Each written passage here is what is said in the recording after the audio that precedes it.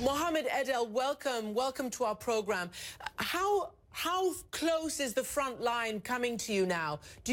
Are you afraid? I'm really afraid that the fighting and the front lines into my neighborhood, especially that my wife is pregnant. So I don't know what's going to happen. Yeah, of course. She's pregnant. She's in her 8th month. Where will you take your wife to have the baby when it's time?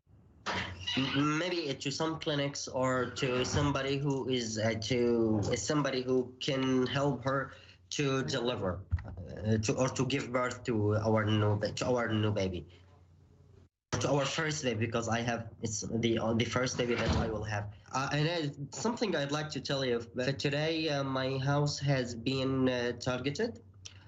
We woke up, that my wife is pregnant, and pregnancy is really super difficult for women, especially when she is now in the siege.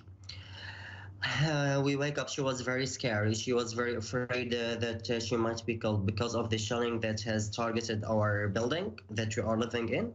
The glass was overwhelmed the whole house. Even my sister's house in Zabdiya yesterday has been targeted. Fortunately, she is safe and sound with her husband and her 3 months daughter. And I would like to send a message to the whole world, is to save our poor souls and to help us to solve this problem and to help us to improve the situation that we are leading now.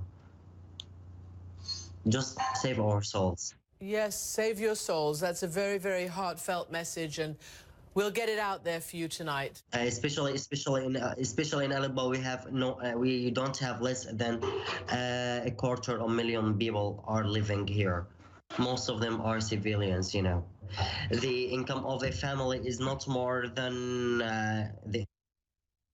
$50 a month, and a kilogram of meat is going to cost about $45 or $45. So everything which was available is going to be very expensive, very difficult to access. So this is my message to the whole world. I'd like to look at the bright side of the world and ask them to save our souls and to stop this massacre. Let me ask you something. If you could, would you run away now? Would you try to escape? Where would you go? Are you just sitting and waiting? It's my homeland. It's my homeland. I refuse to be kicked out of my homeland. It's my homeland that I should be stuck to it. But what happens if the regime forces take your neighborhood? They keep pushing and pushing and pushing, and they're taking many neighborhoods, Mohammed, in Eastern Aleppo. What will happen to you if they take your neighborhood back? I am going to be killed. That's what is going to happen. I'm gonna be killed. And not only me, but also a lot of the civilians are gonna be killed too. I mean, you say you're going to be killed and you don't want to leave with your wife, get out, or go across to the government-held area? We can't go there. We can't leave our land, and we can't go to their areas, especially that it's our land. We were born in this land. We were born on this land. It's our land that we refuse to be kicked out of. It's our homeland.